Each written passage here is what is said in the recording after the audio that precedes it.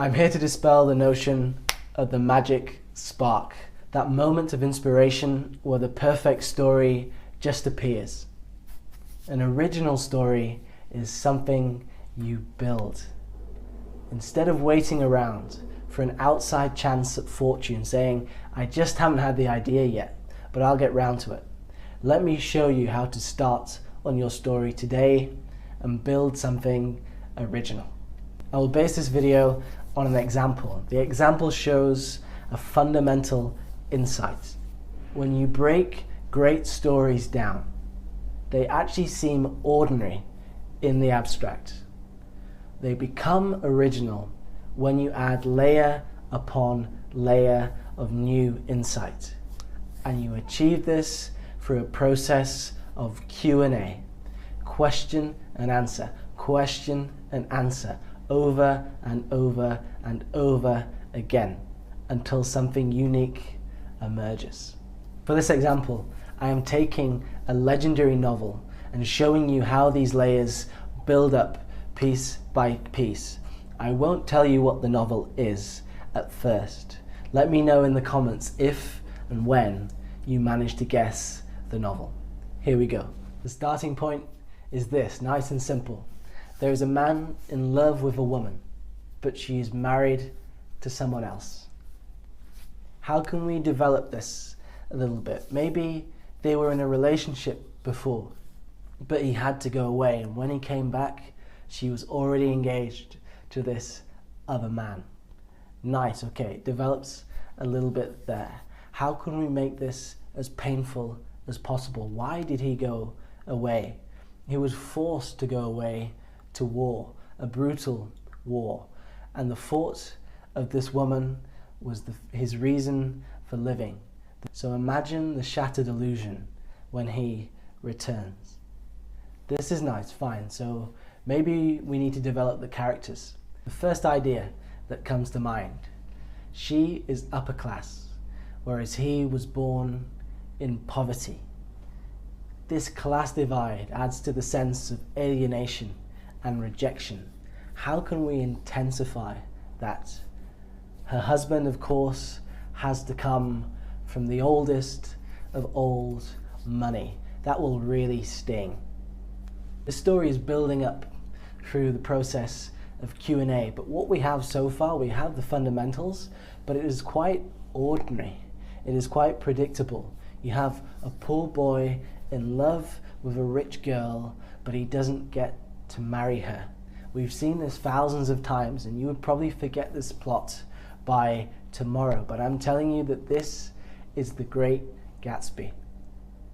And the natural conclusion is this: the fundamentals of brilliant novels actually seem ordinary on paper.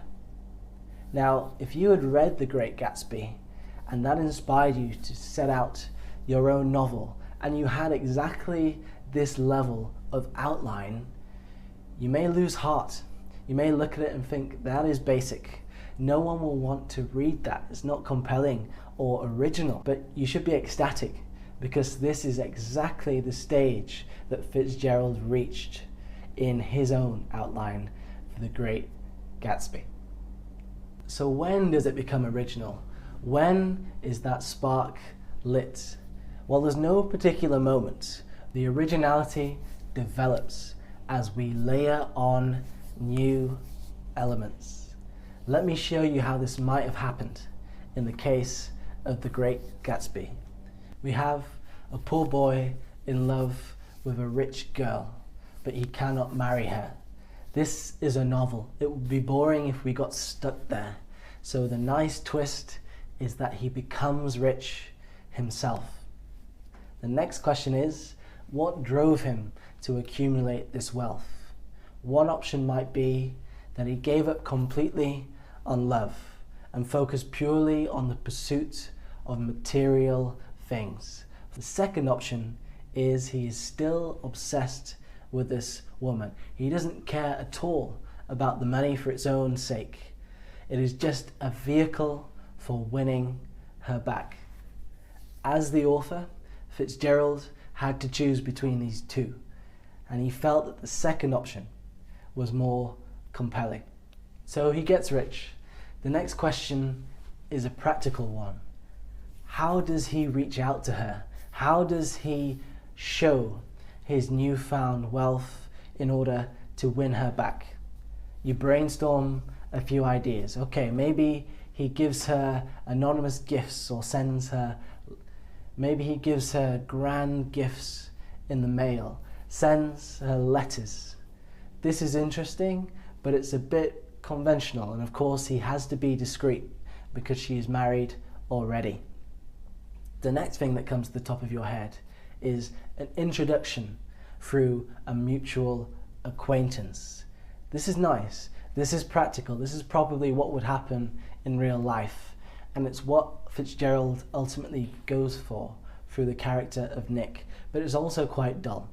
We need something more extravagant.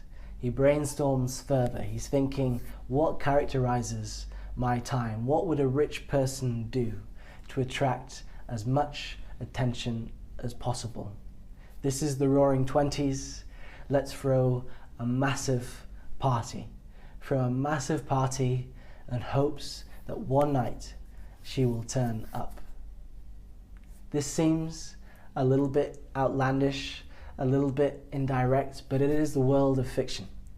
And it's the most glamorous, the most striking option. So that's what Fitzgerald opts for. Of course, it is the parties at Gatsby's mansion that most quickly come to mind. You can see how this process of question and answer, you don't start with something that is astoundingly original. The originality develops as we layer on these elements. A critical point here is that each new element has to be consistent with the underlying theme.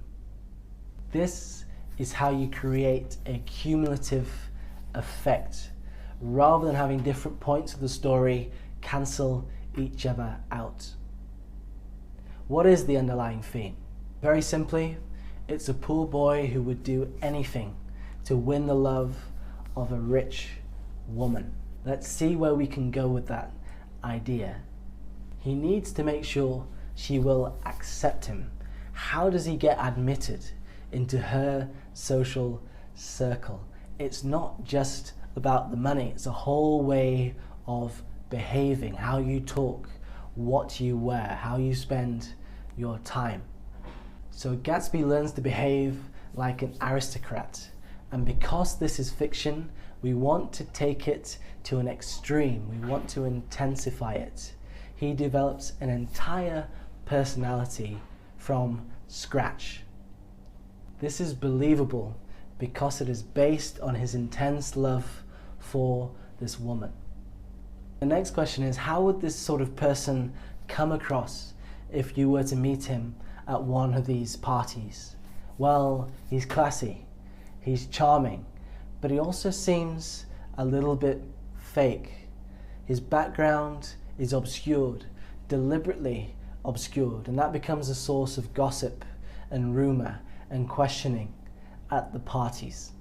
As an author, you're attracted to this dynamic, so you ask yourself the question, how else can I show this combination, this mix of something highly impressive but also something that isn't quite right, isn't quite genuine? How do I show it through his actions, the things he owns? Well, I'm already thinking about these parties, so what about his house? This is the big statement piece, and he has copied an entire French chateau from Normandy.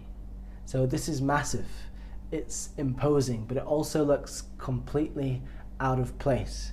Wrong continent, wrong time period, probably the wrong materials. How do you show this idea in his dialogue? He's learned how to talk like a typical aristocrat. So let's take an English phrase from that time, old sport, as a term of endearment. Perhaps he uses it just a little bit too often. Here you see a lot of the unique elements that people remember about The Great Gatsby stem from the Q&A that arises, stem from this underlying theme. It's very, very simple, but you add the complexity through the simple process of question and answer. You can see how Fitzgerald built some of the most memorable images and sound bites from The Great Gatsby on a very simple underlying theme. It has its impact because all of those layers are consistent, and it has originality through a simple process of question and answer. Of course, this is my interpretation of how the novel may have developed. I've used creative license, but I hope it is a realistic portrayal of how original works of fiction develop. They do not fall from the tree like Newton with the apple. Now it's your turn. They say there are only 7 types of story, and I've linked in the description to an article on this topic. If you want to have a go, pick the story type that jumps out to you, and then just ask yourself a question, come up with an answer, keep moving forwards. I accept it may be frustrating to let go of the idea of the magic spark. Everyone wants to experience that transformational moment, but I ask you, would you prefer to get lucky or to earn it? Now, if I do get lucky, if I do get those sparks, then I'll take it. But in the meantime, and for most of the time, I'll be happy to build the originality with my own 2 hands. Best of luck with it. Enjoy the process, and I'll see you next week.